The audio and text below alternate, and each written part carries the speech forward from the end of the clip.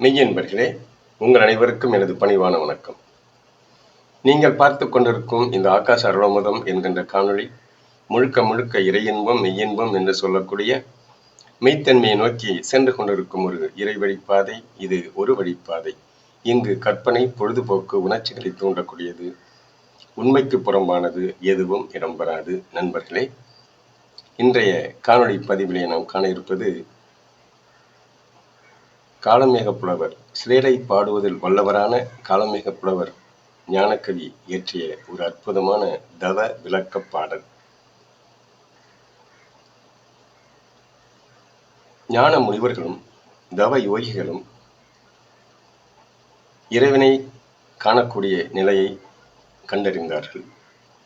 அந்த இறைவனை காண்பதற்கு என்ன வழி என்பதை உணர்ந்து தெளிந்து அதை கவியாக இயற்றி, அந்த கவியையும் ஒரு புரிந்து கொள்ள முடியாத நிலையிலே வார்த்தைகளை போட்டு, அந்த வார்த்தைகளை தெரிந்து கொள்ள வேண்டும் அல்லது உணர்ந்து கொள்ள வேண்டும் என்றால் தெளிந்த நிலையிலே ஆழ்ந்து சிந்திக்க வைத்து, அந்த ஆழ்ந்த சிந்தனை வழியாக அந்த சொற்களின் பொருளை புரிந்து கொண்டு, அந்த பொருள் வழியாக இறைவனை எப்படி காண முடியும் என்கின்ற நிலையை உணர்ந்து, அந்த நிலை உணர்தலின் வழியாக இறைவனை கண்குளிர கண்டு அகமகிழ்விலே மிதந்து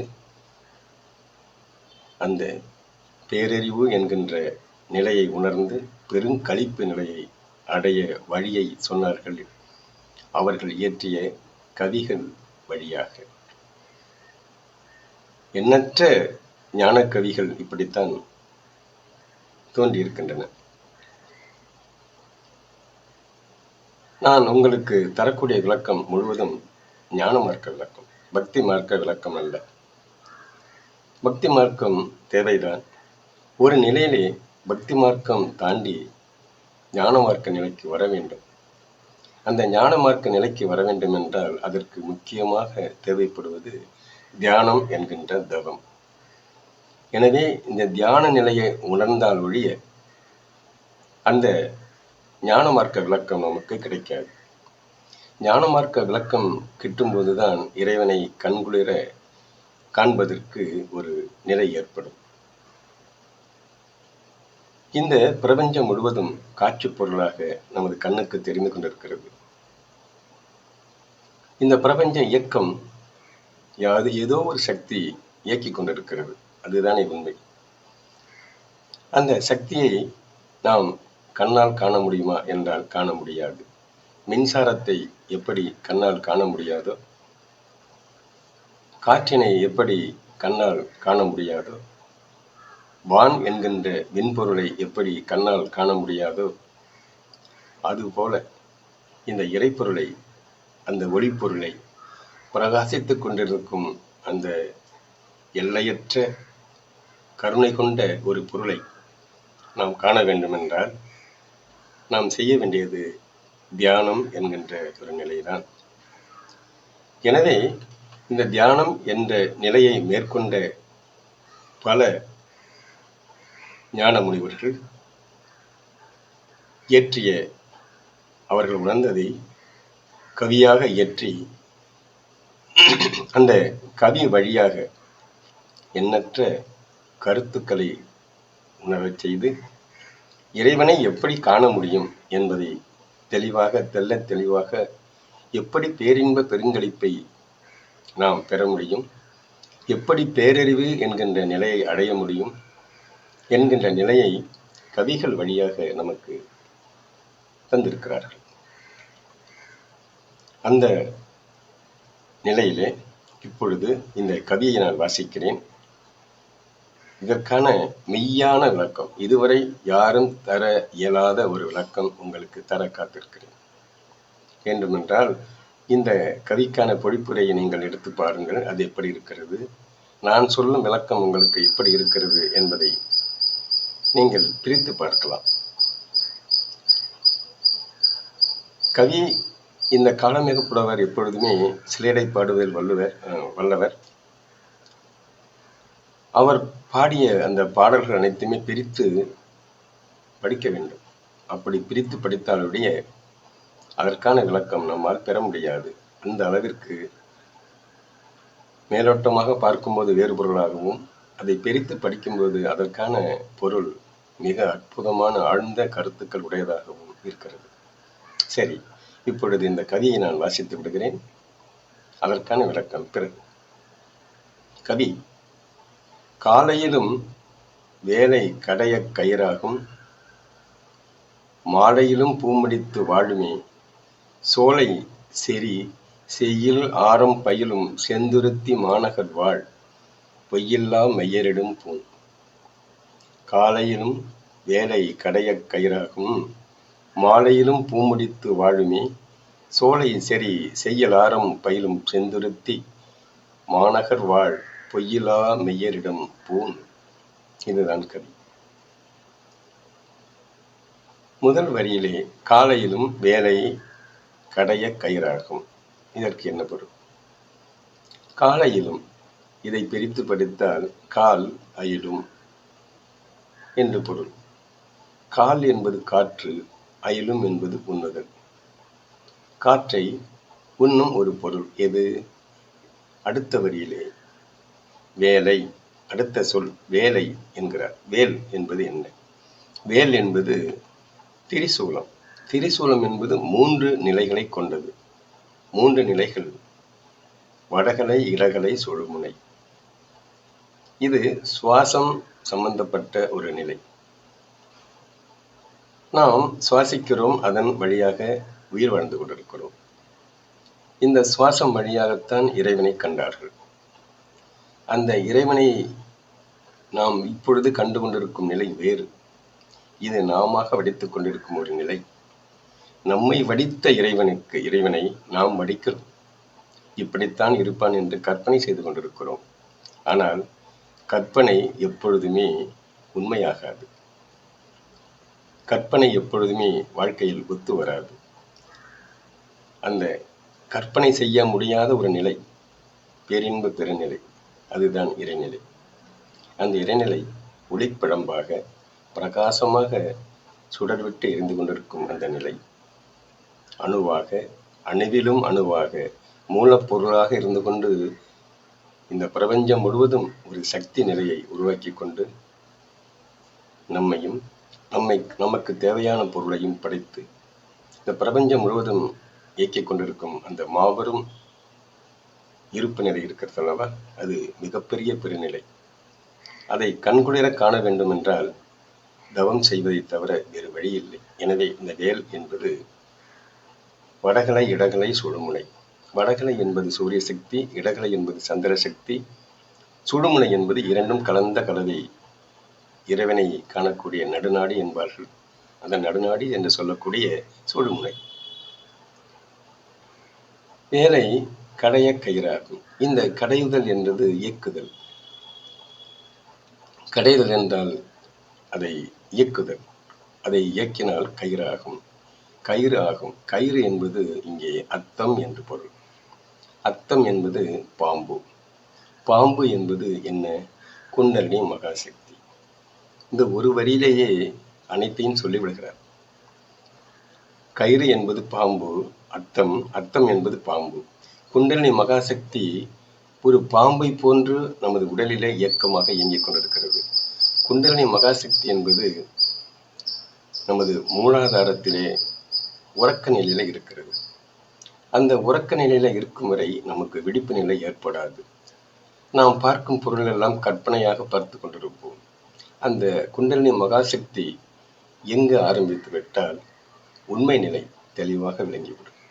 அந்த உண்மை நிலையை தெளிவாக விளங்க வேண்டும் என்றால் குண்டலினி மகாசக்தி இயக்கப்பட வேண்டும் தவம் வழியாக. இங்கே கயிறு என்பது பாம்பு, பாம்பு என்பது குண்டலினி மகாசக்தி.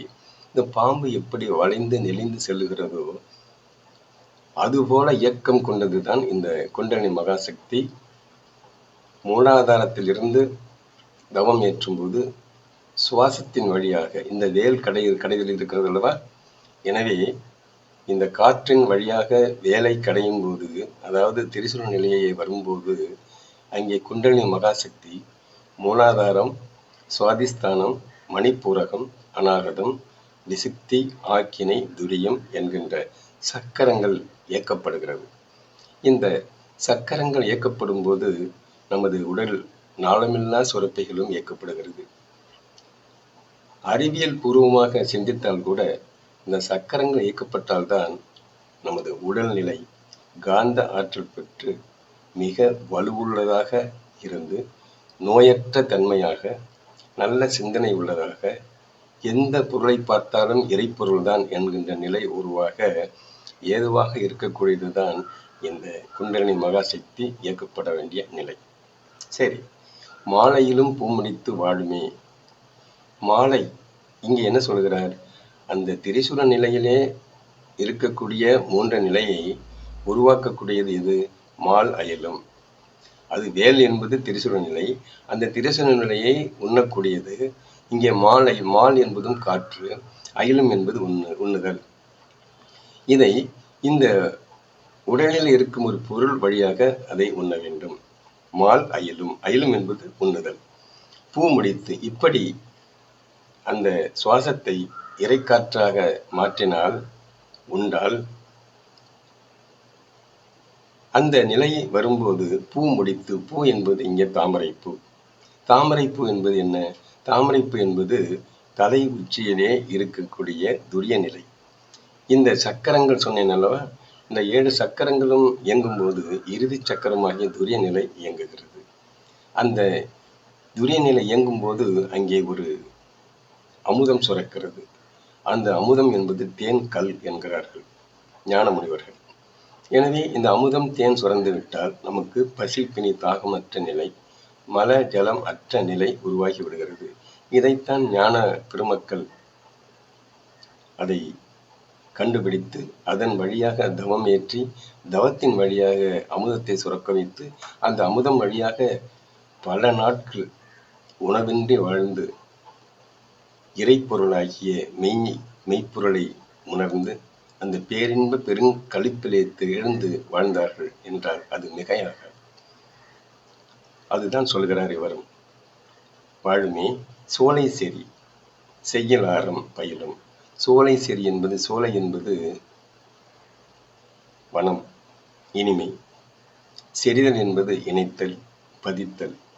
எனவே இறைவனோடு இந்த தவத்தின் வழியாக நம் உடலை பதிக்கும் போது ஏற்படக்கூடிய இன்பம். செய்யில் ஆரம் பயிலும். செய்யில் ஆரம், இந்த இன்பத்தை செய்ய வேண்டும் என்றால் ஆரம் பயிலும் செந்துருத்தி. ஆரம் பயிலும். ஆரம் என்பது இங்கே என்ன? பொன்னை ஆரம் என்பது பொன். அந்த பொன் என்பது ஒளி. அந்த ஒளி என்பது இறைவன். அந்த இறைவனை பயிலக்கூடிய அந்த இறைவன் எங்கே இருக்கிறான் என்பதை பயிலுதல் என்றால் கற்றல் என்பதை உணர்தல். அந்த உணரக்கூடிய நிலை எங்கு இருக்கிறது என்றால் செந்துருத்தி மாநகர். துருத்தி என்பது இங்கே நாசி. அந்த நாசி வழியாக அந்த கால் என்கின்ற காற்றை உண்ணும்போது, உறிஞ்சும் போது, அருந்தும் போது, அங்கே தவநிலையிலே இருக்கும்போது ஏற்படக்கூடிய மாற்றம் வடகலை இடகலை சுழுமுனை என்ற நிலையிலே மாற்றம் பெறுகிறது. மாற்றம் பெறும்போது அங்கு அந்த இறைவன் வாழக்கூடிய மாநகர் என்று சொன்னால் பெரிய நகர், அங்கே இருக்கக்கூடிய இடம். மா என்பது இறைவன். அந்த இறைவன் இருக்கக்கூடிய இடம் நமக்கு தெரிந்துவிடும். எங்கே இருக்கிறான் இறைவன்? இந்த மூலாதாரத்திலிருந்து கிளம்பிய இறைவன் இறைப்பாதை வழியாக, இறைப்பாதை எது? சுவாதிஸ்தானம், மணிப்பூரகம், அநாகதம், விசுக்தி, ஆக்கினை, துரியம். இதுதான் இறைப்பாதை. இறைவன் நடந்து செல்லும் பாதை, இறைவன் கடந்து செல்லும் பாதை. அந்த பாதை வழியாக செல்லும் போது நெற்றி புருவத்திலே நிலை கொண்டு விடுகிறான். இங்குதான் ஆக்கினை சக்கரம் இருக்கிறது. இந்த ஆக்கினை சக்கரம் அங்கே தவம் செய்யும் போது, இந்த மூச்சுக்காற்றின் வழியாக நிலை கொள்ளும் போது, நாசி வழியாக அதை உறிஞ்சும் போது நெற்றி புருவத்திலே ஒரு சுடர் தெரிகிறது. அந்த சுடர் தான் இறைவன்.